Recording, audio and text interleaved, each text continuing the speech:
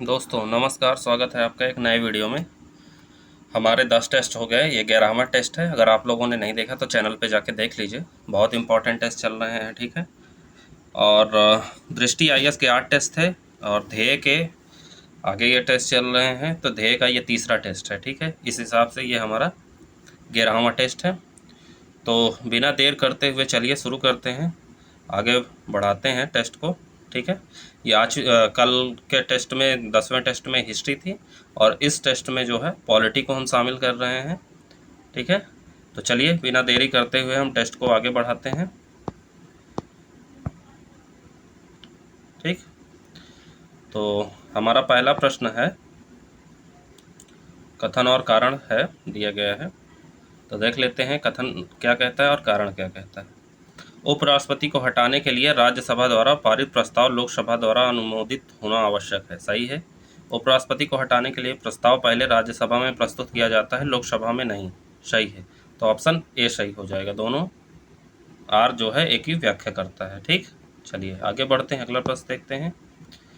अगला प्रश्न है, निम्नलिखित में से कौन सा प्रधानमंत्री नहीं रहा है। तो इनमें से देखिए कौन सा प्रधानमंत्री नहीं रहा। चंद्रशेखर जो है प्रधानमंत्री नहीं रहे हैं, ठीक है। सॉरी, उप प्रधानमंत्री। कौन सा उप प्रधानमंत्री नहीं रहा है। तो चंद्रशेखर उप प्रधानमंत्री नहीं रहे हैं, ठीक है।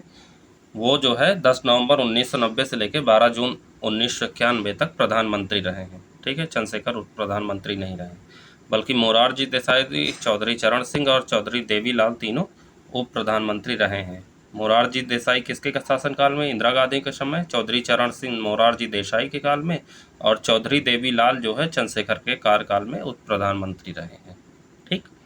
अगला प्रश्न देखते हैं, कृषि सहकारिता और उद्योग के लिए एक अखिल भारतीय सेवा का गठन करने की सिफारिश निम्न में से किस आयोग ने की। तो राजमन्नार आयोग 1969 ने की थी, ठीक है। चलिए आगे बढ़ते हैं, अगले प्रश्नों को देखते हैं। हमारा अगला प्रश्न है, सूची को मिलाना है, सूची 1 को सूची 2 से, ठीक है। देख लेते हैं। जिला योजना समिति अनुच्छेद 243 ZD, ठीक है। अनुच्छेद 243 ZD। महानगर योजना समिति अनुच्छेद 243 ZE, ठीक। नगर पालिकाओं के लिए निर्वाचन अनुच्छेद 243 ZA, ठीक। और राज्य वित्त आयोग का गठन अनुच्छेद 243 I। तो कौन सा ऑप्शन सही हो जाएगा। ऑप्शन ए सही हो जाएगा, ठीक। चलिए आगे बढ़ते हैं। नेक्स्ट क्वेश्चन है, किस अनुच्छेद के अंतर्गत यह विशेष उपबंध किया गया कि गोवा राज्य की विधानसभा में कम से कम 30 सदस्य होंगे। तो कौन सा अनुच्छेद था। अनुच्छेद था अनुच्छेद 371 I, ठीक है। गोवा राज्य के लिए विशेष उपबंध, ठीक। बाकी देख लेते हैं। अनुच्छेद 371 यश कहता है अरुणाचल प्रदेश के लिए विशेष उपबंध। अनुच्छेद 371 जी कहता है मिजोरम राज्य के लिए विशेष उपबंध। और अनुच्छेद 371 कहता है महाराष्ट्र और गुजरात के लिए विशेष उपबंध। पूछा जा सकता है या सही मिलान में आ जा सकता है, ठीक है। चलिए आगे बढ़ते हैं, अगला देखते हैं। निम्नलिखित राज्यों में से कौन सा राज्य राज्यसभा में एक समान सीटों का प्रतिनिधित्व तो नहीं करता है। तो कौन सा ऑप्शन सही हो जाएगा। उड़ीसा। उड़ीसा जो है 10 सीटें हैं जो कि राजस्थान के समान हैं, ठीक। चलिए आगे बढ़ते हैं। संविधान के किस अनुच्छेद के अंतर्गत अवशिष्ट विधायी शक्तियां केंद्र को प्रदान की गई हैं। तो कौन सा अनुच्छेद है। अनुच्छेद 248 के तहत, ठीक। चलिए आगे बढ़ते हैं। नेक्स्ट क्वेश्चन है, राष्ट्रपति के निर्वाचक मंडल में केंद्र शासित प्रदेशों दिल्ली और पांडिचेरी विधानसभाओं के निर्वाचित सदस्यों को किस वर्ष शामिल किया गया है। तो 1992 में शामिल किया गया, ठीक है, याद रखिएगा। चलिए नेक्स्ट क्वेश्चन देखते हैं।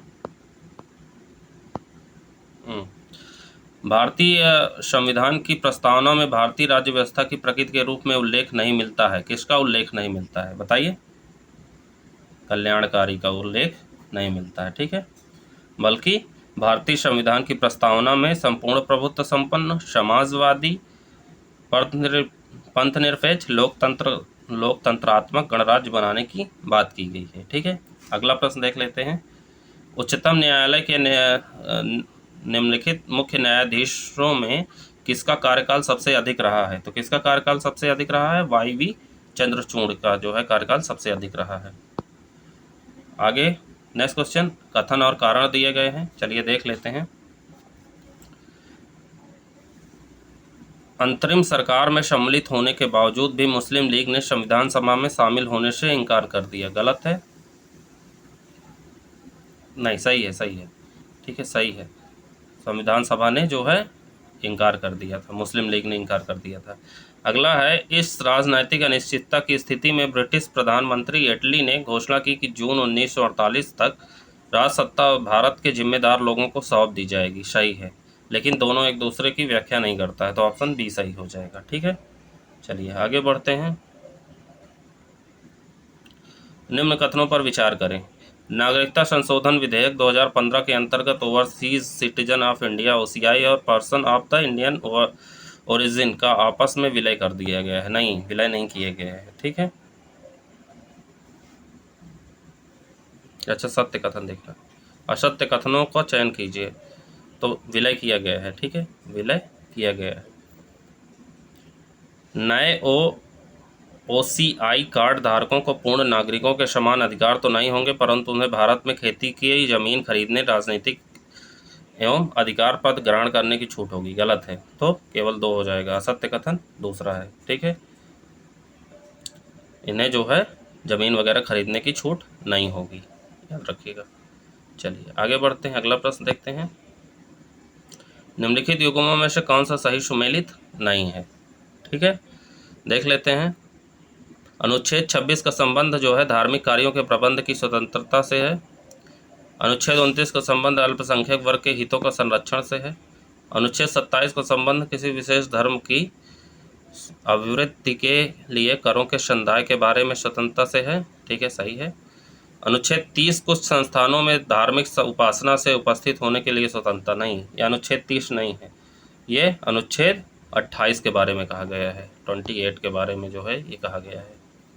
अनुच्छेद 30 के अंतर्गत क्या है? शिक्षा संस्थानों की स्थापना और प्रशासन करने का अल्पसंख्यक वर्गों को अधिकार दिया गया है। ठीक है, अगला प्रश्न है, भारतीय संविधान का कौन सा अनुच्छेद स्कूलों में मिड डे मील कार्यक्रम के लिए प्रेरणा स्रोत है? तो अनुच्छेद 47 जो है मिड डे मील से संबंधित है, याद रखिएगा।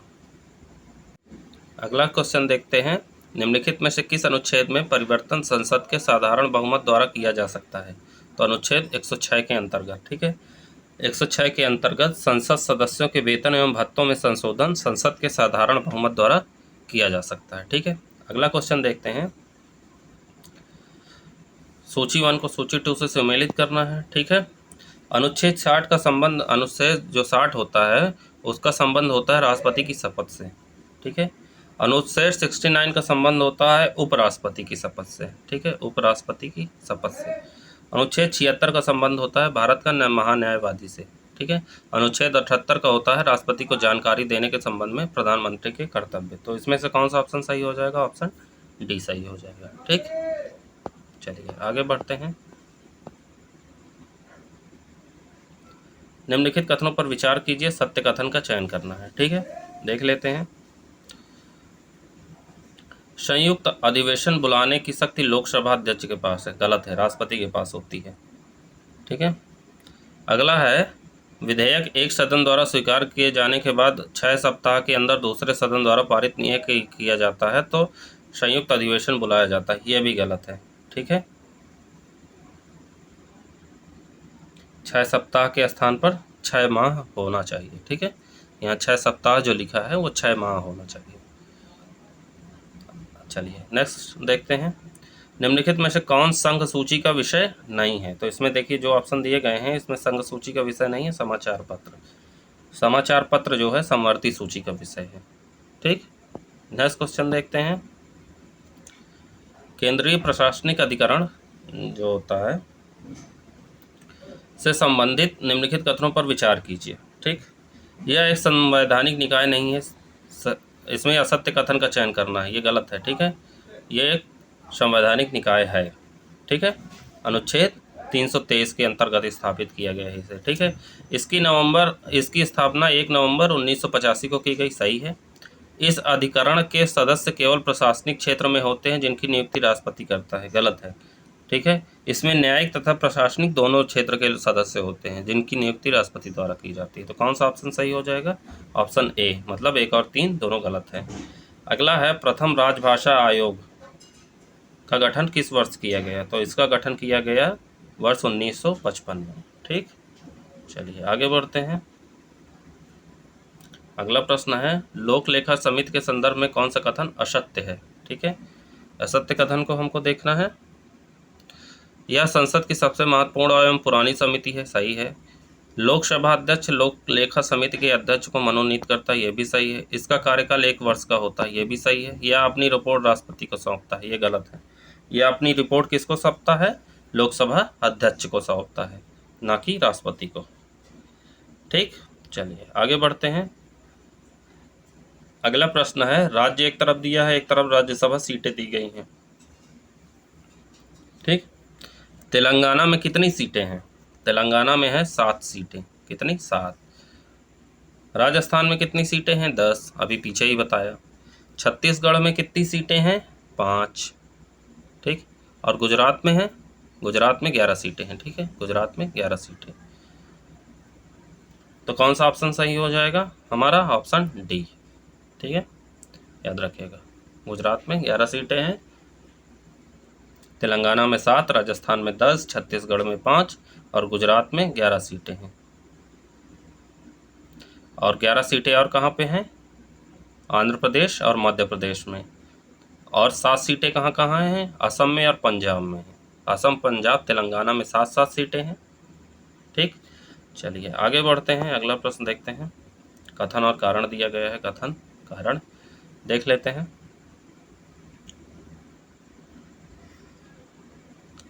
उपराष्ट्रपति के निर्वाचन में संसद के मनोनीत सदस्य भाग नहीं लेते, किंतु राज्यों के विधानसभा के सदस्य भाग लेते हैं, गलत है। ठीक है, उपराष्ट्रपति के निर्वाचन में मनोनीत सदस्य भाग लेते हैं, परंतु राज्यों के विधानसभा के सदस्य भाग नहीं लेते हैं, उल्टा लिखा है। राज्य विधान परिषद के सदस्य राष्ट्रपति या उपराष्ट्रपति के निर्वाचन में भाग नहीं लेते हैं, ये सही है। ठीक है, तो आर सही है, ए गलत है, तो ऑप्शन डी हो जाएगा। चलिए आगे बढ़ते हैं। भारतीय संविधान में राज्यपाल द्वारा राष्ट्रपति के विचारार्थ विधेयक सुरक्षित रखना किस देश के संविधान से लिया गया है? तो ये कनाडा के संविधान से लिया गया है। अगला है, किसी राजनीतिक दल द्वारा अपने सदस्यों के लिए सदन में जारी किए जाने वाला आवश्यक दिशा निर्देश जो दल में अनुशासन बनाए रखने के लिए जारी किया जाता है, क्या कहलाता है? तो ये कहलाता है व्हिप, व्हिप कहलाता है। ठीक, चलिए आगे बढ़ते हैं। नेक्स्ट क्वेश्चन देखते हैं। कोई कर विधि के प्राधिकार से ही अधिरोपित या संग्रहित नहीं किया जाएगा, अन्यथा नहीं। इसका उल्लेख भारतीय संविधान के किस अनुच्छेद में है? तो इसका उल्लेख अनुच्छेद 265 में है। ठीक, अनुच्छेद 265 के अनुसार कोई कर विधि के प्राधिकार से ही अधिरोपित या संग्रहित किया जाएगा, अन्यथा नहीं किया जाएगा। ठीक, चलिए अगला प्रश्न देखते हैं। भारतीय संविधान का अनुच्छेद 365 क्या उपबंधित करता है? तो यह संघ द्वारा दिए गए निर्देश का अनुपालन करने में या उनको प्रभावी करने में असफलता का प्रभाव जो है दिखाता है। ठीक, चलिए आगे बढ़ते हैं। अगला प्रश्न देखते हैं। नेक्स्ट क्वेश्चन हमारा कहता है कि 61वें संविधान संशोधन से पूर्व आम चुनाव के लिए मतदान की न्यूनतम आयु कितने वर्ष की थी? तो मतदान की न्यूनतम आयु थी 21 वर्ष। ठीक है, 21 वर्ष जो है न्यूनतम आयु थी 61वें संविधान संशोधन से पूर्व। अगर पूछ लेता है तो याद रखिएगा। अगला प्रश्न है, निम्नलिखित में से कौन सा कथन असत्य है? असत्य पूछा है। धन विधेयक तथा संविधान संशोधन विधेयक के संबंध में संयुक्त अधिवेशन अनुच्छेद 108 नहीं बुलाया जा सकता, सही है। धन विधेयक पर लोकसभा का निर्णय अंतिम होता है, यह भी सही है। अभी तक केवल 3 बार संसद का संयुक्त अधिवेशन बुलाया गया, यह भी सही है। लोकसभा अध्यक्ष की अनुपस्थिति में संसद के संयुक्त अधिवेशन की अध्यक्षता राज्यसभा का सभापति करता है, ये गलत है। ठीक है, संसद के संयुक्त अधिवेशन की अध्यक्षता लोकसभा अध्यक्ष करता है, उसकी अनुपस्थिति में लोकसभा का उपाध्यक्ष करता है। ठीक है, यदि वह भी अनुपस्थित हो तो राज्यसभा का उपसभापति तथा उसकी भी अनुपस्थिति हो तो कोई ऐसा सदस्य संयुक्त अधिवेशन की अध्यक्षता करता है जो अधिवेशन में उपस्थित सदस्यों द्वारा चुना जाए। ठीक है, तो ये हायरार्की है, मतलब क्रम है कि कौन कौन हो सकते हैं। चलिए अगला है, वर्तमान में भारत के कितने मान्यता प्राप्त राजनीतिक राष्ट्रीय दल हैं? तो कितने हैं? टोटल 8 हैं। ठीक है, याद रखिएगा, अभी 2019 में एक बना है। ठीक, नेशनल पीपुल्स पार्टी 2019 में बना है। चलिए अगला है, सूची 1 को सूची 2 से सुमेलित करना है। अनुच्छेद एक तरफ संबंधित विषय दिए हुए हैं। ठीक, देख लेते हैं। अनुच्छेद 87 का संबंध है राष्ट्रपति का विशेष संबोधन, राष्ट्रपति का विशेष संबोधन से है। अनुच्छेद 98 का संबंध है संसदीय सचिवालय से। अनुच्छेद 105 का संबंध है संसद सदस्यों के विशेषाधिकार से। और 108 का संबंध है संसद की संयुक्त बैठक से। तो कौन सा ऑप्शन सही हो जाएगा? ऑप्शन बी सही हो जाएगा। ठीक, चलिए आगे बढ़ते हैं। अगला क्वेश्चन है, निवारक निरोध के संदर्भ में निम्नलिखित कथनों में कौन सा कथन सत्य है? ठीक है, तो देख लेते हैं। इसका उद्देश्य किसी भी व्यक्ति को अपराध करने से रोकना है। ठीक, ये पहला सही है। सरकार इसके तहत व्यक्ति को केवल 4 महीने तक अभिरक्षा में निरुद्ध कर सकती है। गलत है। ठीक है, तो ऑप्शन ए सही हो जाएगा। 4 महीने नहीं बल्कि 3 महीने। ठीक, आगे बढ़ते हैं। अगला प्रश्न है, 26 अक्टूबर 1946 को बनी अंतरिम सरकार में निम्न में से कौन सा मुस्लिम सदस्य जो है मुस्लिम लीग से नहीं था? कौन सा सदस्य? तो वो सदस्य कौन नहीं था? वो थे IR चुंदरीगर। ठीक है, चुंदरीगर। चलिए आगे बढ़ते हैं। अगला प्रश्न देखते हैं। संविधान निर्माण के समय विभिन्न समितियों एवं उनके प्रमुखों का कौन सा युग्म सही नहीं है? ठीक है, एक तरफ समिति दी है, एक तरफ प्रमुख दिए गए हैं।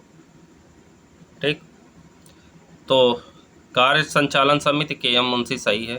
सदन समिति जो है राजेंद्र प्रसाद से संबंधित नहीं था, बल्कि किससे संबंधित था? B पट्टाभी सीतारामैया से। B पट्टाभी सीतारामैया से। मूल अधिकार उप समिति JB कृपलानी प्रमुख थे।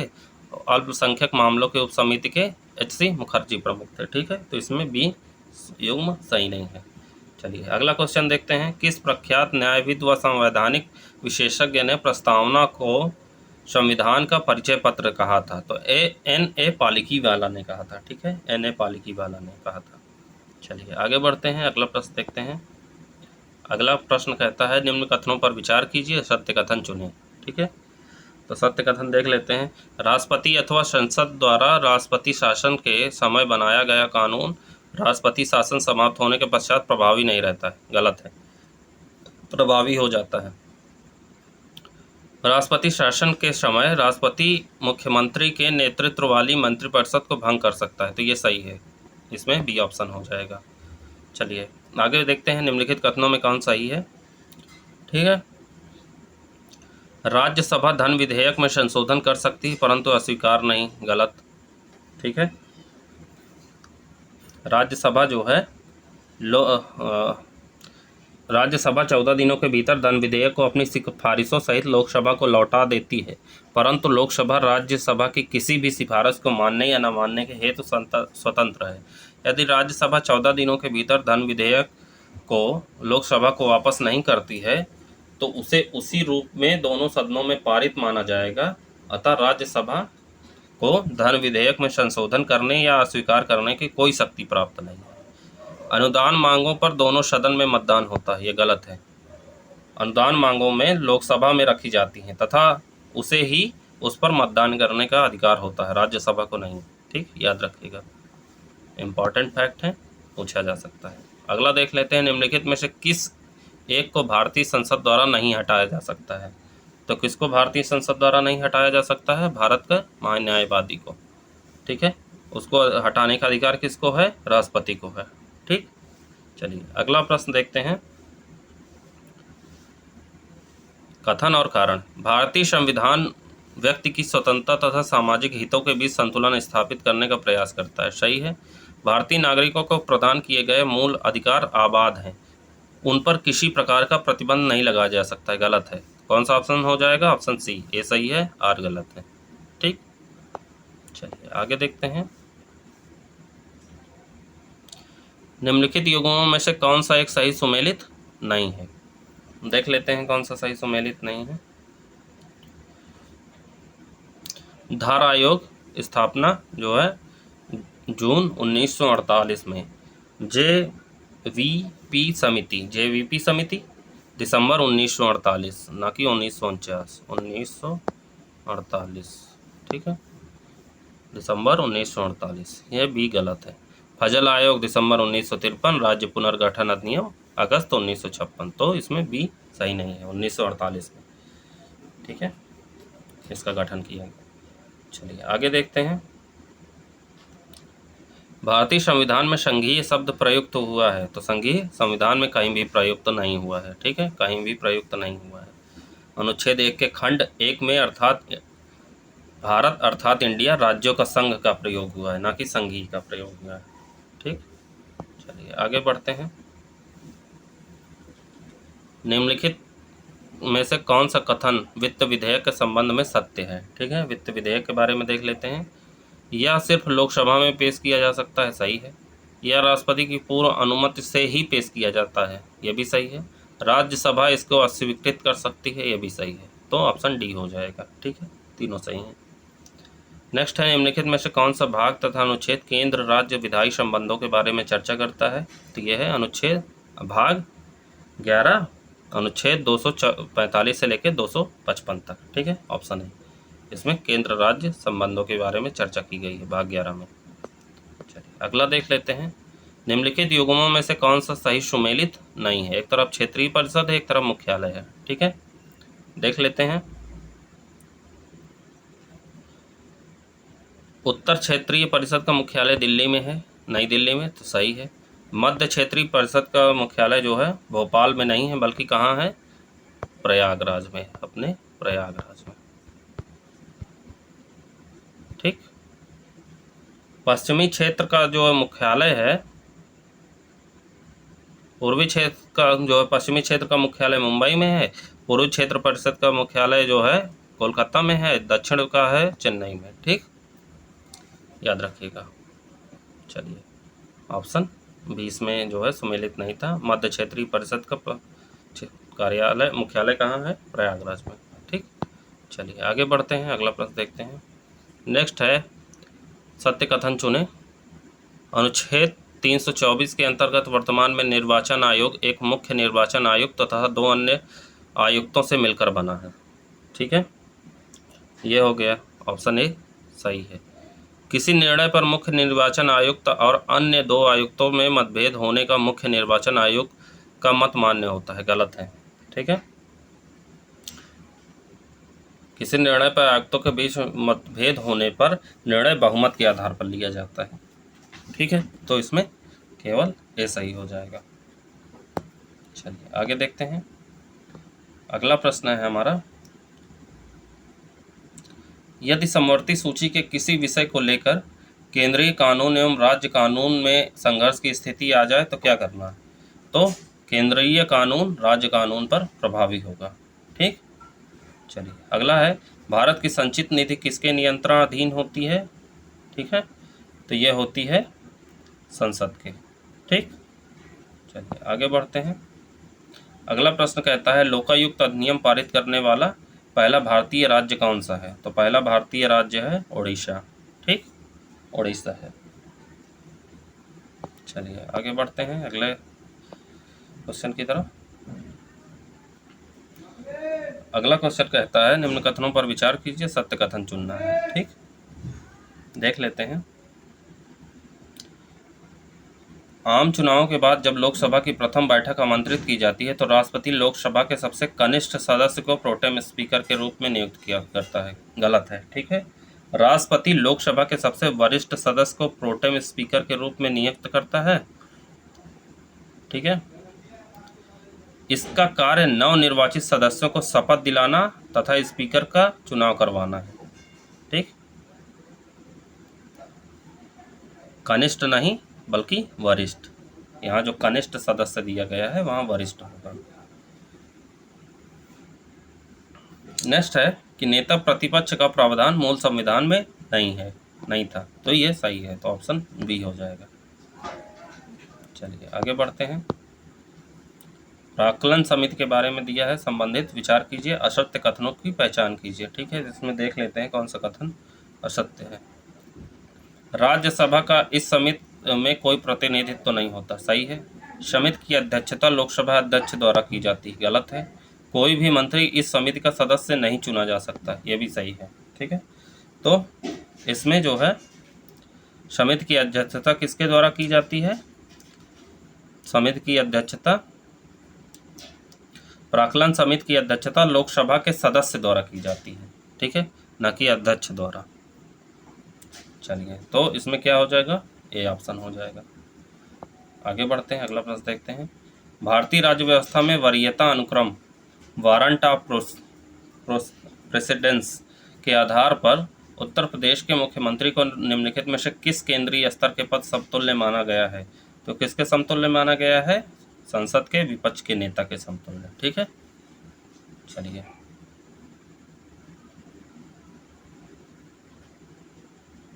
अगला प्रश्न देखते हैं। निम्नलिखित कथनों पर विचार कीजिए। असत्य कथन को पहचान करना है, ठीक। देख लेते हैं। लोकसभा के अध्यक्ष द्वारा लोकसभा सचिवालय नियंत्रित होता है, सही है। धन विधेयक लोकसभा में स्वीकृत होने के पश्चात राज्यसभा इसे अधिकतम 6 महीने तक रोक सकती है, नहीं 14 दिन तक, ठीक है। एकदम आसान क्वेश्चन है। तो क्या हो जाएगा? ऑप्शन बी असत्य है। चलिए, आगे बढ़ते हैं। निम्नलिखित कथनों पर विचार कीजिए, उपरोक्त को सही कालक्रम के अनुसार व्यवस्थित कीजिए, ठीक। तो बता देता हूँ इसका सही कालक्रम क्या हो जाएगा। इसका कालक्रम हो जाएगा, पहले नागालैंड को राज्य का दर्जा दिया जाता है, उसके बाद सिंधी भाषा को 8वीं अनुसूची में 15वीं भाषा के रूप में शामिल किया जाता है, फिर लोकसभा की सीटों को 525 से बढ़ाकर 545 कर दिया जाता है, फिर उसके बाद 44वां संविधान संशोधन होता है। ऑप्शन बी सही होता है, ठीक।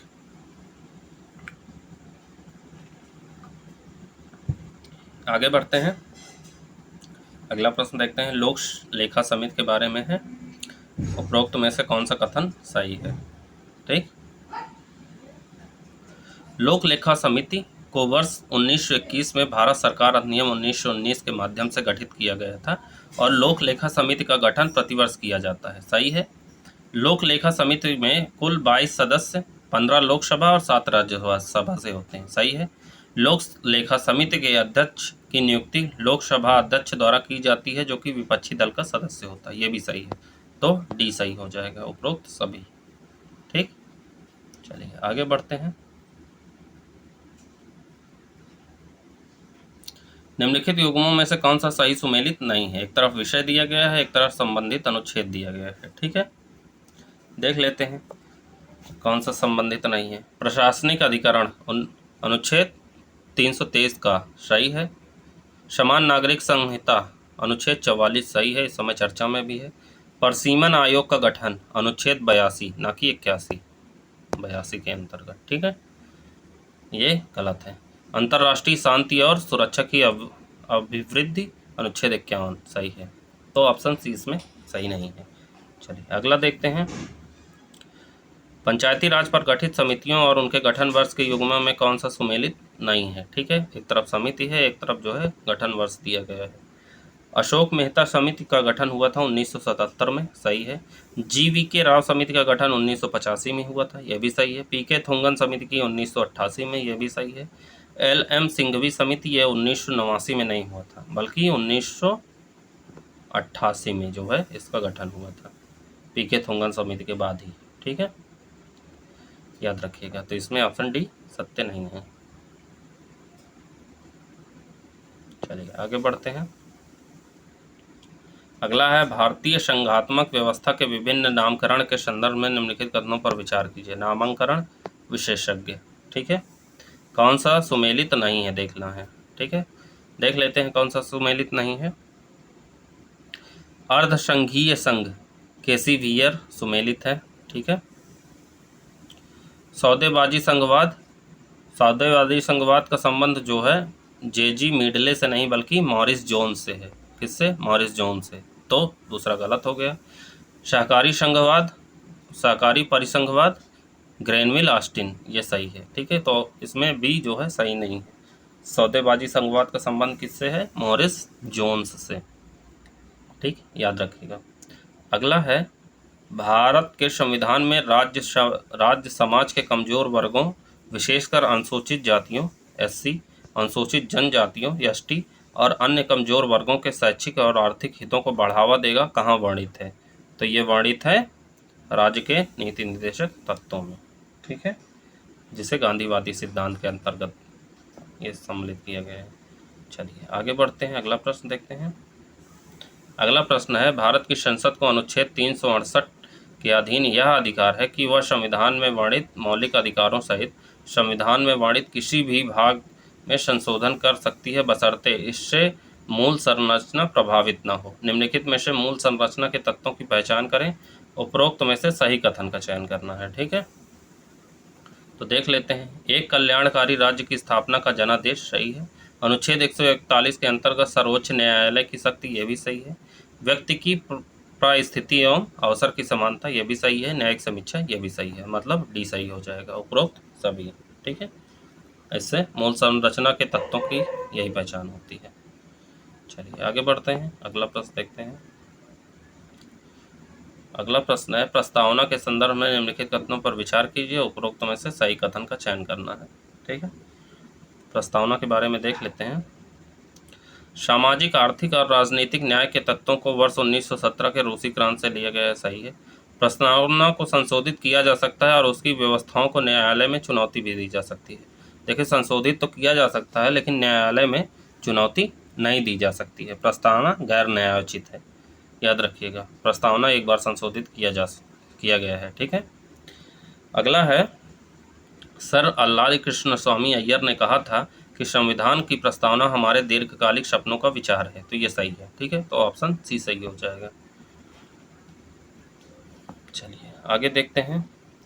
निम्न युगों पर विचार कीजिए, एक तरफ राज्य है, एक तरफ गठन वर्ष है, ठीक। तो देख लेते हैं किसका गठन कब हुआ। अरुणाचल प्रदेश का गठन जो है 20 फरवरी 1987 को हुआ, 20 फरवरी 1987 को। गुजरात का 1 मई 1960 को, ठीक। सुमेलित नहीं है पूछा है, तो ये भी सुमेलित है, ये भी सुमेलित है। गोवा होता है 30 मई 1987 को, ना कि 85 को, 1987 को।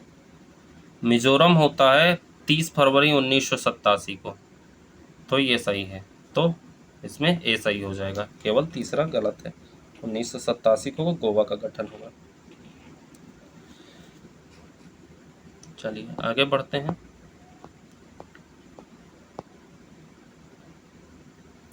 अगला प्रश्न देखते हैं। निम्नलिखित कथनों पर विचार करें, ठीक। 2 कथन दिए गए हैं, कथन कौन सा सत्य है, ठीक। राज्य लोक सेवा आयोग का सदस्य अपने पद ग्रहण की तारीख से 6 वर्ष या 62 वर्ष की आयु प्राप्त करने तक जो भी पहले हो अपना पद धारण करेगा। वहीं संघ लोक सेवा आयोग का सदस्य अपने पद ग्रहण की तारीख से 6 वर्ष या 65 वर्ष की आयु प्राप्त करने तक जो भी पहले हो अपना पद धारण करेगा, सही है।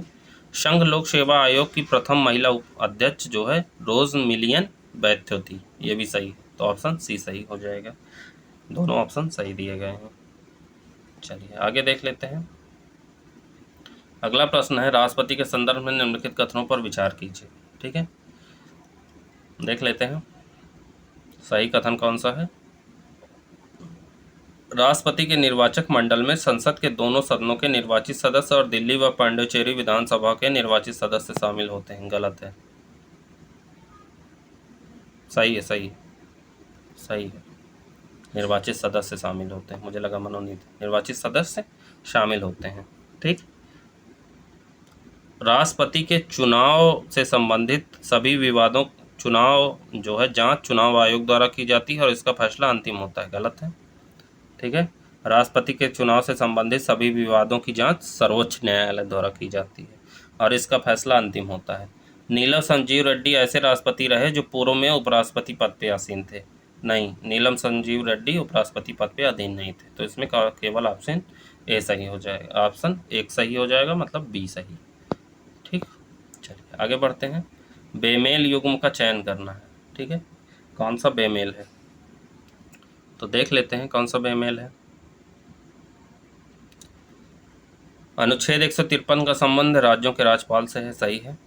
अनुच्छेद 155 का संबंध राज्यपाल की नियुक्ति से है, सही है। अनुच्छेद 156 का संबंध राज्यपाल की पदावधि से है, ठीक है, तीसरा गलत है। अनुच्छेद 213 का संबंध अध्यादेश प्रख्यापित करने की राज्यपाल की शक्ति से है, चौथा सही है। तो ऑप्शन ए इसमें गलत है, ठीक है, केवल तीसरा। क्या है अनुच्छेद 156? राज्यपाल की पदावधि, ठीक है, ये गलत है, राज्यपाल की पदावधि।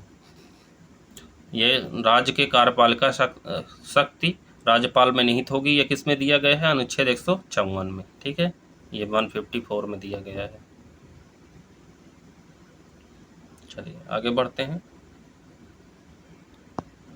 अगला प्रश्न है 42वें संविधान संशोधन अधिनियम 1976 द्वारा निम्नलिखित में से कौन सा नीति निर्देशक तत्व जोड़े गए? सही उत्तर का चयन करना है, ठीक है।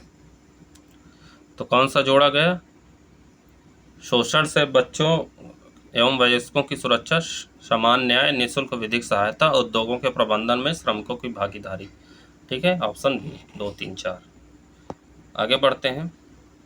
अगला प्रश्न देखते हैं। संसद के साधारण बहुमत द्वारा निम्नलिखित में से कौन सा एक संशोधन नहीं किया जा सकता है? ठीक है, तो साधारण बहुमत द्वारा संसद में राज्यों का प्रतिनिधित्व में संशोधन नहीं किया जा सकता है साधारण बहुमत द्वारा। आगे बढ़ते हैं। अगला प्रश्न देखते हैं। निम्नलिखित अनुच्छेदों में कौन सा एक केंद्र पर यह कर्तव्य आरोपित करता है कि वह बाह्य आक्रमण एवं आंतरिक अशांति से प्रत्येक राज्य की रक्षा करे? तो अनुच्छेद 355 के तहत ये जो है प्रतिबंधित है। अगला है प्रोटेम स्पीकर के संबंध में निम्नलिखित कथनों में से कौन सा सत्य है? ठीक है, प्रोटेम स्पीकर के बारे में देख लेते हैं। नवनिर्वाचित लोकसभा के वरिष्ठतम सदस्यों में से एक को सामान्य प्रोटेम स्पीकर नियुक्त किया जाता है, सही है, अभी ऊपर ही बताया। प्रोटेम स्पीकर जो है नवनिर्वाचित सदस्यों को शपथ दिलाता है, ये भी सही है, तो दोनों ऑप्शन सही हो जाएगा। ठीक, चलिए आगे बढ़ते हैं।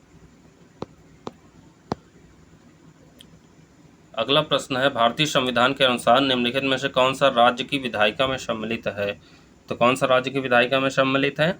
राज्यपाल, विधानसभा, विधान परिषद, ऑप्शन सी। ठीक है, चलिए अगला देखते हैं। निम्नलिखित में से कौन सा एक संविधान के मूल ढांचे का भाग नहीं है? ठीक है, कौन सा भाग नहीं है? तो ये समाजवादी राज्य, ये मूल ढांचे का जो है भाग नहीं है। आगे बढ़ते हैं। अगला प्रश्न है भारतीय संसद की निम्नलिखित में से कौन सी समिति लोक वित्त पर नियंत्रण रखती है? कौन सी समिति लोक पर? तो ये सारी समितियां जो है लोक वित्त पर नियंत्रण रखती हैं। उपरोक्त सभी लोक लेखा समिति, प्राक्कलन समिति, लोक उपक्रमों पर समिति। ठीक, ऑप्शन डी सही हो जाएगा। चलिए आगे बढ़ते हैं। एक संसद सदस्य की सीट को रिक्त घोषित किया जा सकता है यदि वह सदन से लगातार 2 माह की अवधि के लिए अनुपस्थित रहता है। ठीक है, ऑप्शन बी हो जाएगा। यदि वो 2 माह तक अनुपस्थित रहेगा सदन में तो उसकी सीट रिक्त हो जाएगी। नेक्स्ट है निम्नलिखित में से कौन सा कथन स्थगन प्रस्ताव के संबंध में सत्य है? तो स्थगन प्रस्ताव के बारे में अगर आपने पढ़ा होगा तो इसका तात्पर्य है कि सरकार की किसी विशिष्ट नीति की आलोचना करना। ठीक है, चलिए आगे बढ़ते हैं। अगला प्रश्न देखते हैं, कथन और कारण। ठीक है, दिया गया है राज्यपाल कार्यालय दोहरी भूमिका का निर्वहन करता है, सही है। राज्यपाल कार्यालय जो होता है वो दोहरी भूमिका का निर्वहन करता है। राज्य का कार्यकारी प्रमुख होने के साथ ही राज्यपाल केंद्र सरकार के प्रतिनिधि के रूप में भी कार्य करता है, ये भी सही है। ठीक है, दोनों सही है, सही व्याख्या है, तो ऑप्शन ए हो जाएगा। आगे बढ़ते हैं। अगला है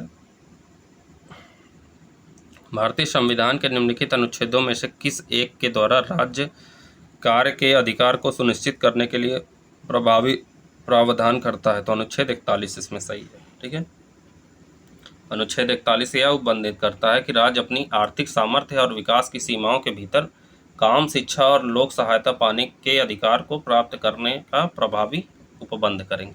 ठीक, चलिए अगला देखते हैं। निम्नलिखित में से कौन सी एक संसदीय प्रणाली की प्रमुख विशेषता नहीं है? तो यह है न्यायिक पुनरावलोकन। ठीक है, न्यायिक पुनरावलोकन जो है होते हैं वो संसदीय शासन प्रणाली की प्रमुख विशेषता नहीं होती।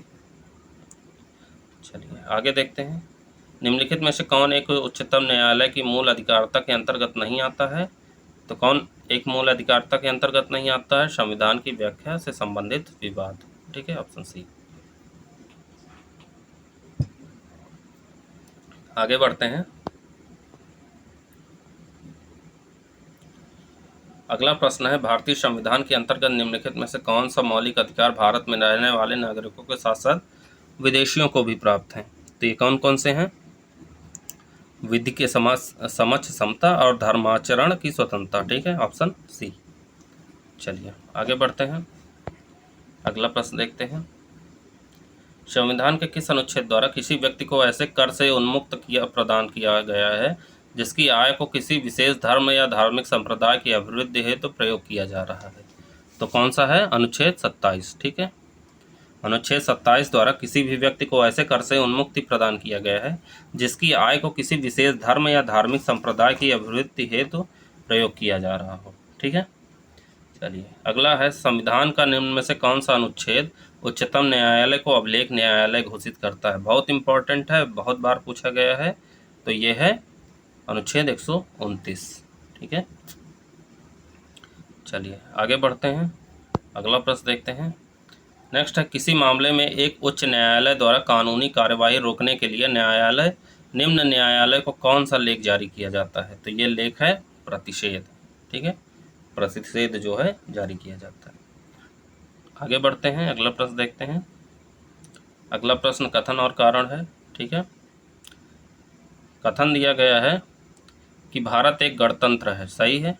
भारतीय संविधान संघ और राज्यों के मध्य शक्तियों को विभाजन करता है। ये सही है। तो ऑप्शन इसमें बी हो जाएगा। दोनों जो है आर एक ही सही व्याख्या नहीं करता है। ठीक, चलिए आगे बढ़ते हैं। अगला प्रश्न है, निम्नलिखित में से कौन सा एक विषय राज्य सूची के अंतर्गत सम्मिलित नहीं है? ठीक है, तो इसमें कौन सा विषय राज्य सूची के अंतर्गत सम्मिलित नहीं है? दंड प्रक्रिया संहिता, ये समवर्ती सूची के अंतर्गत है। ठीक है, राज्य सूची के अंतर्गत क्या है? पुलिस, विधि तथा व्यवस्था और कारागार जो है राज्य सूची के अंतर्गत आता है। अगला प्रश्न है, अनुच्छेद 15(5) के माध्यम से निजी शिक्षण संस्थानों में छात्रों के प्रवेश के लिए स्थानों के आरक्षण का प्रावधान जोड़ा गया था। ठीक है, कौन से संविधान संशोधन से? तो ये 93वां संविधान संशोधन द्वारा। चलिए अगला प्रश्न देखते हैं। निम्न कथनों में से कौन सा एक कथन असत्य है? एक असत्य दिया गया है। तो इसमें मनोनीत सदस्य मंत्री नहीं बन सकते हैं। मनोनीत सदस्य मंत्री बन सकते हैं। ठीक है, संसद के दोनों सदनों में मनोनीत सदस्य हो सकते हैं तथा वे मंत्री भी बन सकते हैं। बाकी सारे सत्य हैं। संसद के दोनों सदनों में मनोनीत सदस्य होते हैं। सही है। मनोनीत सदस्य राष्ट्रपति के चुनाव में मतदान नहीं कर सकते। ये भी सही है। ठीक, चलिए आगे बढ़ते हैं। नेक्स्ट क्वेश्चन है, राष्ट्रपति राष्ट्रीय आपातकाल की उद्घोषणा मंत्रिमंडल की लिखित सूचना पर ही कर सकता है। लिखित सूचना की अनिवार्यता किस संविधान संशोधन द्वारा जोड़ी गई थी? तो ये जोड़ी गई थी 44वें संविधान संशोधन द्वारा। ठीक है, नेक्स्ट है, निम्नलिखित में से भारत का 26वां राज्य कौन सा है जिसका गठन वर्ष 2000 में किया गया था? तो जिसका गठन 2000 में किया गया था तो छत्तीसगढ़ है ये। ठीक है, 1 नवंबर 2000। ठीक है, 26वां राज्य बना है। 27वां उत्तराखंड, 28वां झारखंड। ठीक है, ये 27वां है, ये 28वां है, तीनों 2000 में। ठीक है, ये 1 नवंबर को, ये 9 नवंबर को, ये 15 नवंबर को। चलिए आगे बढ़ते हैं। अगला प्रश्न है, संविधान सभा की समितियों तथा उसके अध्यक्षों के युग्मों में से कौन सा सही सुमेलित नहीं है? एक तरफ संविधान सभा समिति है, एक तरफ अध्यक्ष दिए गए हैं। ठीक है, देख लेते हैं। संचालक समिति जो है संबंधित है डॉक्टर राजेंद्र प्रसाद से। सही है। प्रस दीर्घस्थ समिति एस वारदाचारी से संबंधित नहीं है बल्कि उषानाथ सेन से संबंधित है। ऑप्शन बी गलत है। उषानाथ सेन होगा इसमें। नेक्स्ट है, मौलिक अधिकार उप समिति, ये संबंध है JB कृपलानी से और भाषाई प्रांत आयोग SK डार से। ठीक, चलिए आगे बढ़ते हैं। अगला है, निम्नलिखित कथनों पर विचार कीजिए, उपरोक्त में से सत्य कथन कौन सा है? ठीक, तो केंद्रीय सतर्कता आयोग केंद्र सरकार में भ्रष्टाचार रोकने के लिए एक प्रमुख संस्था है जिसका गठन संथानम समिति 1962-64 की सिफारिश पर हुआ था। सही है।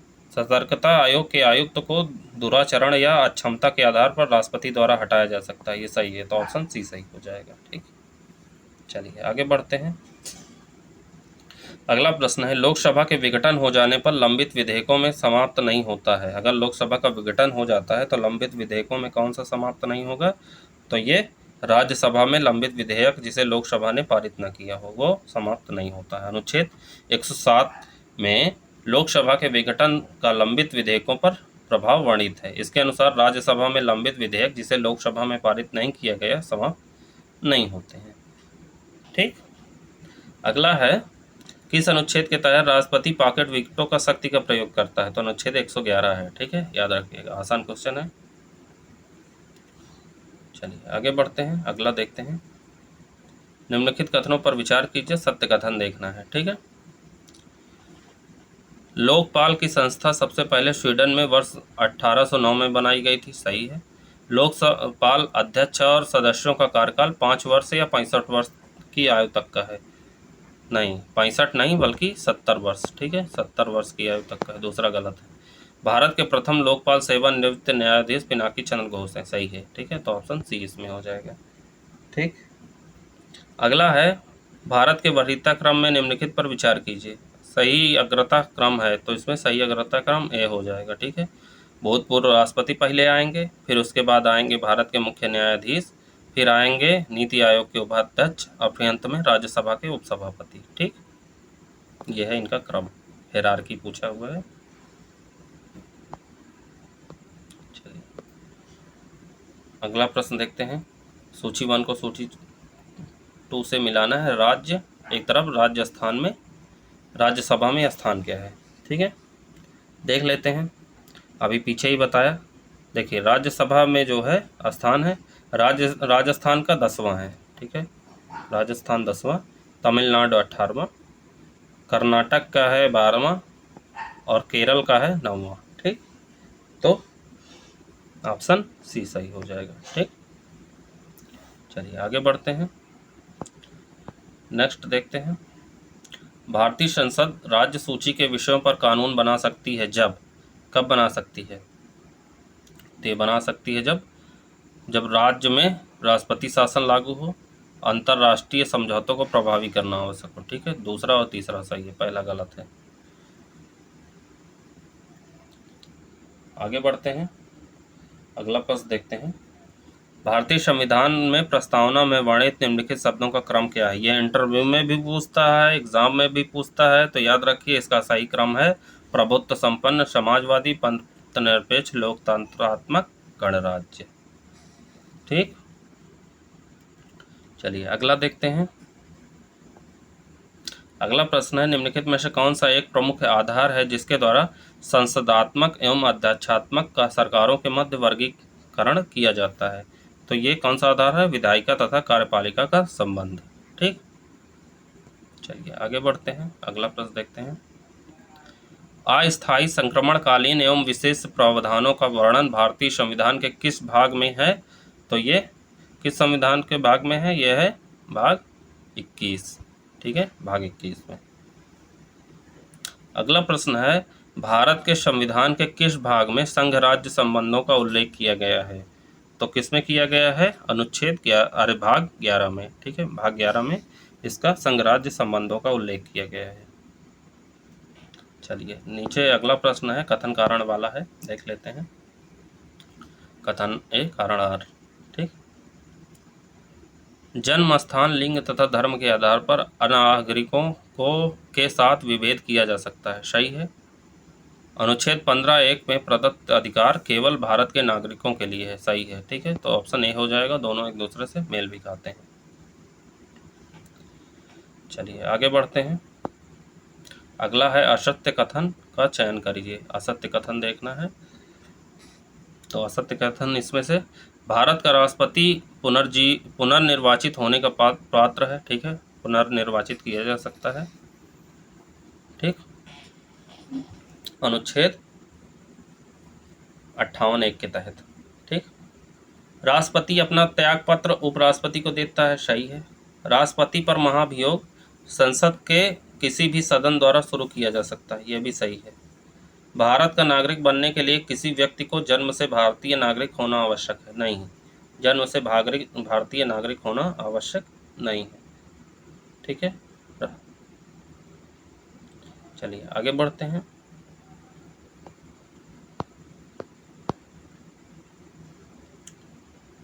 कथन और कारण है अगला क्वेश्चन, ठीक है, देख लेते हैं। संविधान के निर्वचन के बारे में विधि के सारवान प्रश्न से संबंधित वाद पर विचार करने के लिए उच्चतम न्यायालय के न्यायाधीशों की संख्या न्यूनतम 5 होनी चाहिए, सही है। इसे संविधान पीठ के रूप में अभिहित किया जाता है, यह भी सही है। और दोनों जो है एक दूसरे, आर जो है एक ही व्याख्या करता है, तो ए सही हो जाएगा, ठीक। अगला प्रश्न है, नीति आयोग के बारे में निम्न कथनों पर विचार कीजिए, कौन सा कथन सत्य है, ठीक है। यह एक असंवैधानिक संस्था है, नहीं, गलत है। यह एक संविधानेतर संस्था है। यह एक संविधिक संस्था है, नहीं, अभी बताया एक संविधानेतर संस्था है, ठीक है। यह ना तो संवैधानिक है और ना ही सांविधिक है, ठीक, ये संविधानेतर है, तो ऑप्शन डी हो जाएगा। चलिए आगे बढ़ते हैं, अगला प्रश्न देखते हैं। अगला है सत्य कथन का चयन करिए, ठीक है। तो इन सब में एक सत्य कथन है, तो सत्य कथन इसमें है, राज्य वित्त आयोग एक संवैधानिक संस्था है, ठीक है। राज्य वित्त आयोग एक संवैधानिक संस्था है। अगला है राष्ट्रीय आपातकाल अनुच्छेद 352 के को वापस लिया जा सकता है, तो इसमें हो जाएगा संसद के साधारण बहुमत द्वारा, ठीक। अगला प्रश्न है, असत्य कथन का चयन करना है, ठीक है। एक उच्च न्यायालय का न्यायाधीश अपना त्यागपत्र भारत के मुख्य न्यायाधीश को संबोधित करके देता है, नहीं, भारत को जो है ये राष्ट्रपति को संबोधित करके अपना त्यागपत्र देता है, पहला गलत है। 8वें विधि आयोग ने प्रत्येक उच्च न्यायालय के 1/3 न्यायाधीश दूसरे राज्य के होने की सिफारिश की है, सही है। तो इसमें केवल एक जो है हो जाएगा, क्योंकि पहला गलत है। चलिए आगे बढ़ते हैं। अगला प्रश्न है, जस्टिस के.एस. पुट्टास्वामी बनाम भारत संघवाद का मुख्य उत्पाद क्या है? तो इसका मुख्य उत्पाद था आधार मेटा डेटा को 6 माह से अधिक संग्रहित नहीं किया जा सकता है, ठीक है, काफ़ी चर्चा में रहा है, तो पूछा जा सकता है। अगला प्रश्न है, उपरोक्त में से सत्य कथन का चयन करना है, ठीक है। भारतीय संविधान के अनुच्छेद 112 के अंतर्गत बजट शब्द का उल्लेख मिलता है, गलत है। अनुच्छेद 112 के अंतर्गत वार्षिक वित्तीय विवरण शब्द का उल्लेख मिलता है, ना कि बजट का उल्लेख मिलता है, ठीक है। इकोनॉमिक्स की क्लास अगर आप पढ़े होंगे तो उसमें दिया गया है। अगला है, यदि वार्षिक संघीय बजट लोकसभा द्वारा पारित नहीं होता है तो बजट में संशोधन कर या दोबारा पेश किया जाता है, नहीं, गलत है। यदि इस वार्षिक संघीय बजट लोकसभा द्वारा पारित नहीं होता है तो प्रधानमंत्री अपनी मंत्रिपरिषद का त्याग पत्र पेश कर देता है, अर्थात सरकार गिर जाती है। लोकसभा में किसी विधेयक का सरकार द्वारा पारित न करवा पाने का सीधा अर्थ है कि सरकार अल्पमत में है, ठीक। तो इसमें कौन सा ऑप्शन हो जाएगा? डी, दोनों गलत है।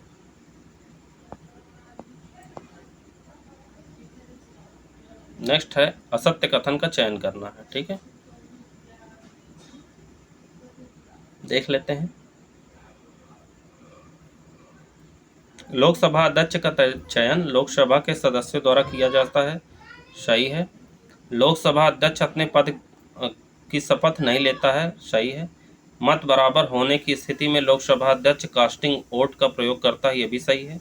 जब लोकसभा अध्यक्ष को हटाने का प्रस्ताव चल रहा हो तो उसे स्वयं कोई मत देने का अधिकार नहीं है, गलत है, ठीक है। जब लोकसभा अध्यक्ष को हटाने के प्रस्ताव का मतदान चल रहा होता है तो उसे अनुच्छेद 96(2) के तहत प्रथमतः मत देने का अधिकार है, किंतु मत बराबर होने की दशा में कास्टिंग वोट देने का अधिकार नहीं है, ठीक।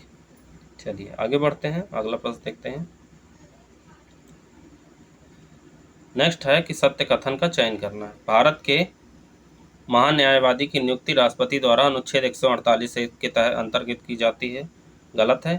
सी जो है अनुच्छेद 148(1) के अंतर्गत सीएजओ की नियुक्ति की जाती है। भारत का महान्यायवादी जो होता है उसकी नियुक्ति किसके अंतर्गत की जाती है? 76(1) के तहत, ठीक है, अनुच्छेद 76(1) के तहत। अनुच्छेद 148 के तहत किसकी? CAG की, कंट्रोलर ऑडिटर जनरल की है, ठीक।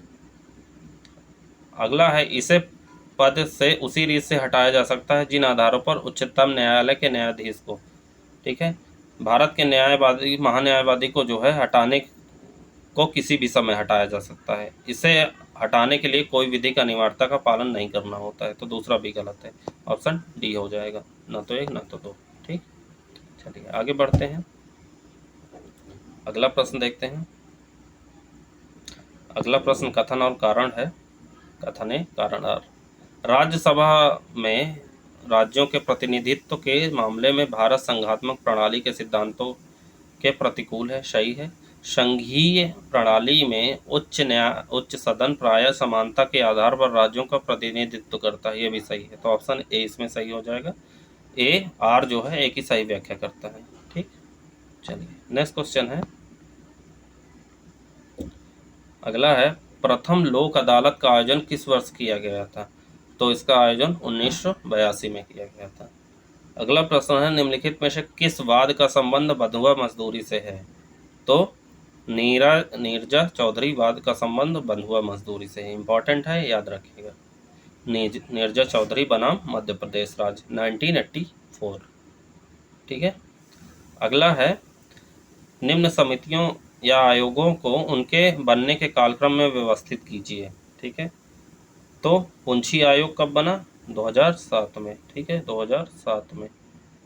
फिर राजमन्नार समिति कब बना? 1969 में, 1969 में। सरकरिया आयोग कब बना? सरकरिया आयोग बना 1983 में, ठीक है, 1983 में। और भगवान सहाय समिति कब बना? भगवान सहाय समिति 1970 में, 1970 में। तो इसमें कौन सा ऑप्शन सही हो जाएगा? इसमें ऑप्शन हमारा बी सही हो जाएगा, 2 4 3 1, ठीक। चलिए आगे बढ़ते हैं।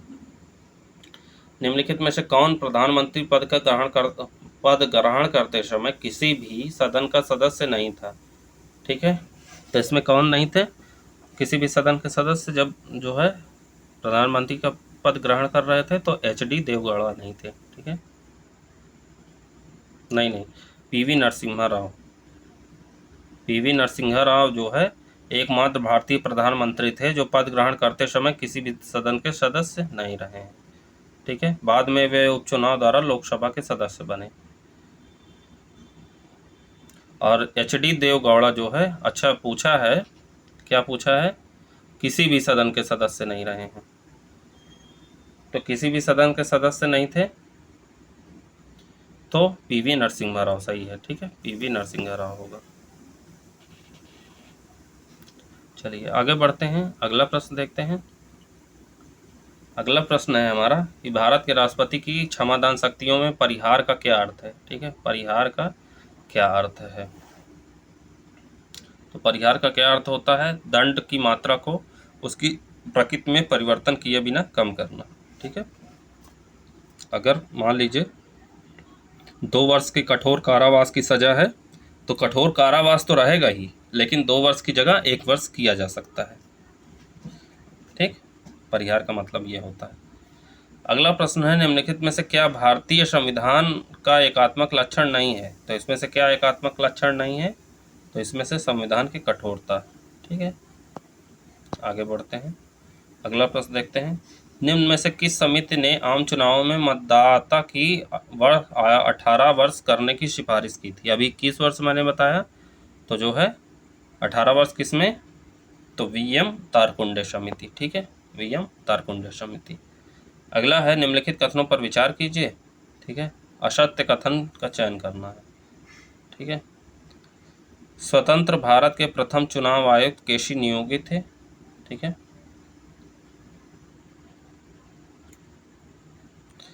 गलत है, केसी नियोगी नहीं बल्कि श्री नरहरि राव थे, ठीक है, श्री नरहरि। केसी नियोगी भारत के प्रथम वित्त आयोग के अध्यक्ष थे, ठीक है। और प्रथम चुनाव आयुक्त पूछा है, तो चुनाव आयुक्त सुकुमार सेन थे, ठीक है, सुकुमार सेन, सुकुमार सेन। सुकुमार सेन थे। ठीक, प्रथम चुनाव आयुक्त सुकुमार सेन थे और प्रथम सीएजी श्री नरहरि राव थे। ठीक है, और केसी नियोगी क्या थे? प्रथम वित्त आयोग के अध्यक्ष थे। स्वतंत्र भारत के प्रथम नियंत्रक और महालेखक परीक्षक सीएजी जो है नरहरि राव थे। दूसरा सही है, तो केवल ए हो जाएगा, एक। चलिए आगे देख लेते हैं। वर्तमान में कितने भारतीय राज्यों में विधान परिषद है? कितने राज्यों में है? मैंने अपने जो है उसमें करंट में बताया है 6 राज्यों में। 6 राज्यों में विधान परिषद है। कौन कौन से राज्य हैं मैं बता देता हूँ। उत्तर प्रदेश, आंध्र प्रदेश, तेलंगाना, महाराष्ट्र, बिहार और कर्नाटक। ठीक, याद रखिएगा। चलिए आगे बढ़ते हैं अगले प्रश्न की तरफ। अगला प्रश्न है, निम्नलिखित कथनों पर विचार कीजिए, उपरोक्त में सत्य कथनों का चयन करना है। ठीक है, तो देख लेते हैं। भारत का नागरिक जो किसी उच्च न्यायालय का 5 वर्षों से न्यायाधीश है, उसे भारत के राष्ट्रपति द्वारा उच्चतम न्यायालय के न्यायाधीश के पद पे नियुक्त किया जा सकता है। सही है। सर्वोच्च न्यायालय के न्यायाधीश की आयु 65 वर्ष की आयु पूर्ण कर लेने पर सेवानिवृत्त होते हैं। सही है।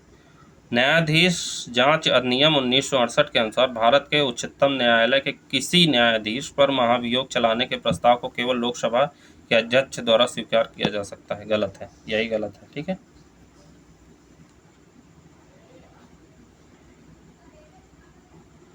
चलिए, तो इसमें कौन सा हो जाएगा? ऑप्शन सी सही हो जाएगा, 1 और 2। आगे बढ़ते हैं। अगला प्रश्न है, भारत के महान्यायवादी के संदर्भ में निम्नलिखित कथनों पर विचार कीजिए, उपरोक्त में से सत्य कथन का चुनाव करना है। ठीक है, भारत का महान्यायवादी देश का सर्वोच्च विधि अधिकारी होता है, जिसका कर्तव्य ऐसे कानूनी मामलों पर भारत सरकार को सलाह देना है जो राष्ट्रपति द्वारा उसे निर्देशित किए जाते हैं। सही है। भारत के सबसे लंबे समय तक सेवारत महान्यायवादी MC सीतलवाड़ थे, जो भारत के प्रथम महान्यायवादी भी थे। ये सही है। ठीक है, तो सी सही हो जाएगा, दोनों सही हैं। चलिए अगला देख लेते हैं। निम्नलिखित में से पंचायती राज व्यवस्था का उद्देश्य क्या है? तो पंचायती राज व्यवस्था का उद्देश्य क्या है? लोकतंत्र की शक्ति का विकेंद्रीकरण करना। ठीक है, चलिए आगे बढ़ते हैं। अगला क्वेश्चन देखते हैं। राष्ट्रीय आपातकाल के प्रभाव के संदर्भ में लिखित कथनों पर विचार कीजिए, उपरोक्त में से सही कथन कौन सा है? ठीक, संसद द्वारा आपातकाल के दौरान राज्य विषयों पर बनाए गए कानून आपातकाल की समाप्ति के बाद 6 महीने तक प्रभावी रहते हैं। ठीक, तो ये हमारा जो है सही है। लोकसभा का कार्यकाल बढ़ाया जा सकता है, यह भी सही है।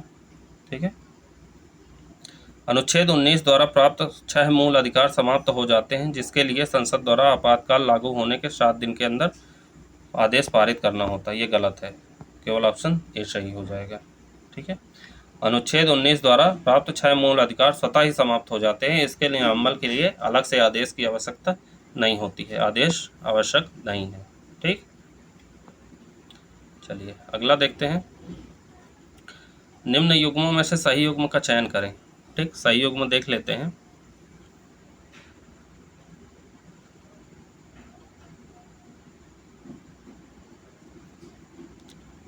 जनगणना संघ सूची, ठीक है, सही है। उद्योग राज्य सूची, यह भी सही है। निगम कर संघ सूची, यह भी सही है। डाकघर बचत बैंक राज्य सूची का विषय नहीं है, डाकघर बचत बैंक एक संघ सूची का विषय है, ये संघ का है। ठीक है, संघ का है, चौथा गलत है। और पशुओं के प्रति क्रूरता का निवारण समवर्ती सूची का विषय है, 5वां सही है, तो ऑप्शन सी हो जाएगा। चलिए आगे बढ़ते हैं, अगला प्रश्न देखते हैं। निम्नलिखित में से कौन सा सही सुमेलित है? ठीक है, देख लेते हैं। अनुच्छेद 110 धन विधेयक की परिभाषा सही है। अनुच्छेद 266 विधि प्राधिकार के सिवाय किसी कर की उगाही या संग्रहण नहीं किया जा सकता, यह भी सही है। अनुच्छेद 265 विधायिका के प्राधिकार के बिना कोई भी व्यय नहीं किया जाएगा, यह भी सही है। अनुच्छेद 119 वित्त विधेयकों के बारे में विशेष उपबंध, ये गलत है।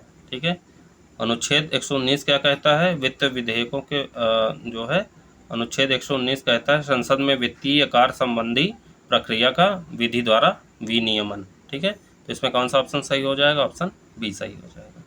ठीक, चलिए आगे बढ़ते हैं। अगला प्रश्न है, भारतीय संविधान में उल्लेखित समान न्याय और निःशुल्क कानूनी सहायता का प्रावधान है, तो इसमें किस में प्रावधान है? देखिए ये जो दिया गया है इसमें किसी में भी ऐसा प्रावधान नहीं है, ठीक है। ऑप्शन डी है, किसमें प्रावधान है, अनुच्छेद 39A के तहत, ठीक है, ये प्रावधान है। अगला प्रश्न है, निम्नलिखित में से राज्य शब्द की परिभाषा के अंतर्गत कौन आते हैं। सही कथन का चयन करना है। राज्य शब्द की परिभाषा के अंतर्गत कौन आते हैं, तो ये सभी आते हैं। भारत की संसद, स्थानीय निकाय, राज्य सरकार के विधायी अंगों को प्रभावित करने वाली सरकार, steel authority of India limited, ठीक है। उपरोक्त सभी डी सही हो जाएगा, ठीक। चलिए आगे बढ़ते हैं, अगला प्रश्न देखते हैं। अगला है, किसी व्यक्ति की नागरिकता की समाप्ति हो सकती है यदि। सही कथन का चुनाव करना है। किसी व्यक्ति की अगर नागरिकता जाएगी तो उसमें कौन से बंद हो गए, तो नागरिक समान न्याय रूप से भारत के बाहर 7 वर्षों से रहा हो, ठीक है। भारत युद्ध में व्यस्त है और कोई व्यक्ति जो भारत का नागरिक है वह स्वेच्छा से किसी अन्य देश की नागरिकता ग्रहण कर लेता है, ये गलत है, ठीक है। भारतीय नागरिक स्वेच्छा से किसी अन्य देश की नागरिकता ग्रहण कर सकता है, सही है। भारतीय संविधान के प्रति अनादर जताया हो, यह सही है, ठीक है। तो इसमें समाप्त कौन कौन से हुआ अगर नागरिकता, तो 2, 3, 4, ठीक है। ऑप्शन ए सही हो जाएगा। चलिए अगला प्रश्न देखते हैं। निम्नलिखित में से कौन सा तत्व वाक एवं अभिव्यक्ति की स्वतंत्रता के अंतर्गत नहीं आता है, ठीक है। तो इसमें देखिए, हड़ताल का अधिकार वाक एवं अभिव्यक्ति की स्वतंत्रता का अधिकार के अंतर्गत नहीं आता है। प्रदर्शन एवं विरोध का अधिकार तो है लेकिन हड़ताल का अधिकार नहीं है, तो ऑप्शन ए हो जाएगा।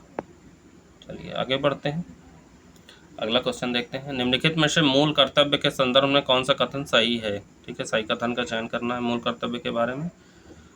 तो स्वर्ण सिंह समिति द्वारा 8 मूल कर्तव्यों का सुझाव दिया गया था, लेकिन 42वें संविधान संशोधन में इसमें कुल 11 मूल कर्तव्यों को जोड़ा गया, ठीक है। पहला गलत है, ठीक है, पहला जो है गलत है। स्वर्ण सिंह समिति द्वारा कुल 8 कर्तव्यों का सुझाव दिया गया था, लेकिन 42वें संविधान संशोधन अधिनियम 1976 द्वारा कुल 10 मूल कर्तव्यों को जोड़ा गया, ठीक है, 10। 6 से 14 वर्ष तक की उम्र के बीच जो है अपने बच्चों के शिक्षा के अवसर उपलब्ध कराने का कर्तव्य 86वें संविधान संशोधन अधिनियम 2002 के द्वारा जोड़ा गया था, ये सही है, तो इसमें बी सही हो जाएगा, ठीक। चलिए आगे बढ़ते हैं। अगला है, निम्नलिखित में से किसके द्वारा कहा गया था कि उद्देशिका हमारे प्रभुत्व संपन्न लोकतंत्रात्मक गणराज्य की जन्म कुंडली है, ठीक है। तो ये के.एम. मुंशी द्वारा कहा गया था, ठीक। अगला प्रश्न है, 29 दिसंबर 2021 को ब्रिक्स न्यू डेवलपमेंट बैंक में शामिल होने वाला नया सदस्य है, तो कौन सा नया सदस्य है, मिस्र, ठीक है। इंपॉर्टेंट है, पूछा जा सकता है। न्यू डेवलपमेंट बैंक में शामिल होने वाला नया सदस्य मिस्र है, ठीक। चलिए अगला क्वेश्चन देखते हैं। भारत के संविधान की 8वीं अनुसूची में कुल 22 भाषाएं वर्णित है, ठीक। निम्नलिखित भाषाओं को उनके सूची में शामिल होने के क्रम में व्यवस्थित कीजिए, ठीक है, देख लेते हैं। तो इसमें हो जाएगा, पहले नंबर पे शामिल होती है असमिया और बंगाली, दूसरे पे शामिल होता है सिंधी, तीसरे पे होता है कोंकणी और मणिपुरी, चौथे पे संताली। ऑप्शन सी सही है, ठीक है इसमें। चलिए आगे बढ़ते हैं। नेक्स्ट है, संसद के विशेष बहुमत द्वारा एवं आधे राज्य विधानमंडलों की संस्तुति के उपरांत निम्नलिखित किन राज्यों को इनके तहत संशोधित किया जा सकता है, ठीक है। तो इसमें ऑप्शन हो जाएगा हमारा सी, दूसरा और तीसरा। केंद्र और राज्यों के मध्य विधायी शक्तियों का विभाजन, 7वीं अनुसूची के से संबंधित कोई भी विषय, ठीक है। ऑप्शन सी सही हो जाएगा। चलिए आगे बढ़ते हैं, अगला प्रश्न देखते हैं। कथन और कारण दिए गए हैं।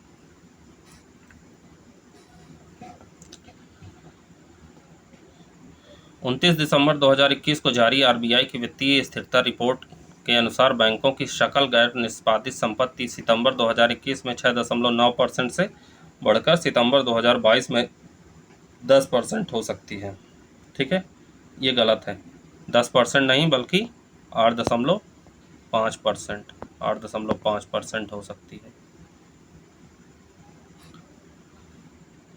इस रिपोर्ट के अनुसार अनुसूचित वाणिज्यिक बैंकों के पास दबाव की स्थिति में भी समग्र और व्यक्तिगत स्तर पर पर्याप्त पूंजी है, सही है, तो ऑप्शन इसमें हो जाएगा डी हो जाएगा, ये गलत है, आर सही है। ठीक, चलिए, निम्नलिखित में से कौन सा गुण भारत की संसदीय व्यवस्था के गुण से मेल नहीं खाता है? तो कौन सा गुण मेल नहीं खाता है? स्थायित्व जो है मेल नहीं खाता है। आगे बढ़ते हैं। भारत के संविधान के भाग 11 में अनुच्छेद 256 से अनुच्छेद 263 तक केंद्र और राज्य के निम्नलिखित किन संबंधों की व्यवस्था की गई है? तो किन संबंधों की व्यवस्था की गई है? प्रशासनिक संबंधों की। ठीक, अगला देखते हैं। निम्नलिखित में से किस संगठन द्वारा the changing wealth of Nations 2021 managing states of the for the future report जारी की गई है? ठीक है, the changing wealth of Nations 2021 managing states for the future report जारी की गई है, किसके द्वारा? तो ये जारी की गई है विश्व बैंक द्वारा। ठीक है, विश्व बैंक द्वारा जारी की गई है। चलिए आगे बढ़ते हैं। अगला क्वेश्चन देखते हैं। पब्लिक अफेयर्स इंडेक्स 2021 के संदर्भ में निम्नलिखित कथनों पर विचार कीजिए, उत्तरोक्त में से सही कथन का चयन करना है। ठीक है, तो देख लेते हैं। पब्लिक अफेयर्स इंडेक्स 2021 बेंगलुरु स्थित गैर लाभकारी think tank public affairs centre द्वारा जारी किया गया है, सही है। 18 बड़े राज्यों में शासन के प्रदर्शन के अनुसार तेलंगाना ने प्रथम और तमिलनाडु ने दूसरा स्थान प्राप्त किया है, गलत है। ठीक है, इसमें केरल, तमिलनाडु और तेलंगाना 3 शीर्ष स्थानों पे, पहले पे केरल है, दूसरे पे तमिलनाडु, तीसरे पे तेलंगाना है। ठीक, केंद्र शासित प्रदेशों की सूची में पांडिचेरी ने प्रथम स्थान और जम्मू कश्मीर ने दूसरा स्थान प्राप्त किया है, ये सही है, तो ऑप्शन ए हो जाएगा, 1 और 3। ठीक है, अगला प्रश्न है। किस देश ने दुनिया का पहला एआई अभियोजक प्रोसिक्यूटर जो है विकसित किया है? प्रोसिक्यूटर जो है, एआई प्रोसिक्यूटर जो है विकसित किया है, तो ये है चाइना ने। चाइना ही ऐसा कमाल कर सकता है। ठीक है, आर्टिफिशियल इंटेलिजेंस में काफ़ी आगे है। चलिए आगे बढ़ते हैं।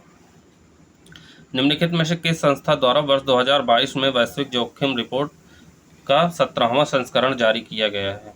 ठीक है, तो किस संस्था द्वारा? विश्व आर्थिक मंच द्वारा। ठीक, अगला प्रश्न है। निम्नलिखित कथनों पर विचार कीजिए, सत्य कथन कौन सा है? तो देख लेते हैं। हेनले पासपोर्ट इंडेक्स देशों के पासपोर्टों को उन गंतव्यों की संख्या के आधार पर रैंक करता है जहां उनके धारक पहले से वीजा प्राप्त किए हुए बिना जा सकते हैं। इंटरनेशनल एयरपोर्ट एसोसिएशन द्वारा उपलब्ध कराए गए आंकड़ों का विश्लेषण करके रैंकिंग तय की जाती है, सही। हेनले पासपोर्ट सूचकांक 2022 में जापान और जर्मनी नवीनतम रैंकिंग में संयुक्त रूप से प्रथम स्थान पे है। नहीं, सिर्फ जापान और सिंगापुर हैं। ठीक है, जर्मनी नहीं है, जर्मनी की जगह सिंगापुर है। जर्मनी और दक्षिण कोरिया दूसरे स्थान पे है, पहले स्थान पर जापान और सिंगापुर है। तो इसमें क्या हो जाएगा? ऑप्शन ए, केवल एक सही है। ठीक, चलिए अगला देखते हैं। निम्नलिखित में से गोल्डन ग्लोब 2022 के ड्रामा श्रेणी में बेस्ट पिक्चर का पुरस्कार किसे प्राप्त हुआ है? तो बेस्ट पिक्चर का पुरस्कार किसे दिया गया है? ये दिया गया है the power of the dog को। लास्ट ईयर पूछा भी गया है। ठीक है, best film drama the power of dog को, और best film musical comedy west side story को। ठीक, चलिए अगला प्रश्न देखते हैं। निम्नलिखित कथनों पर विचार करें। प्रकृति के संरक्षण के लिए अंतर्राष्ट्रीय संघ प्रकृति संरक्षण और प्राकृतिक संसाधनों के सतत उपयोग के क्षेत्र में काम करने वाला एक अंतर्राष्ट्रीय संगठन है। यह डेटा एकत्र करने और विश्लेषण, अनुसंधान क्षेत्र, परियोजना, वकालत और शिक्षा में शामिल है, सही है। प्रकृति के संरक्षण के लिए अंतर्राष्ट्रीय संघ ने हाल ही में लाल चंदन को फिर से अपनी लाल सूची में लुप्तप्राय श्रेणी में वर्गीकृत किया गया है। ठीक है, अरे वो मूवी आई थी ना पुष्पा, उसके बाद ही तो ये सारी घटनाएं हुई हैं। नेक्स्ट है, ई गवर्नेंस 2021 पर 24वें राष्ट्रीय सम्मेलन का आयोजन कहाँ किया गया था? तो इसका आयोजन किया गया था तेलंगाना में। ठीक है, ई गवर्नेंस 2021 पे 24वें राष्ट्रीय सम्मेलन का आयोजन तेलंगाना में किया गया था। ठीक, अगला प्रश्न है। डॉक्टर अलका मित्तल निम्नलिखित में से किस संस्था की पहली महिला निदेशक हैं? तो ये हैं ONGC की। ठीक है, ONGC याद रखिएगा, पहली हैं, इम्पोर्टेंट है। अगला प्रश्न है।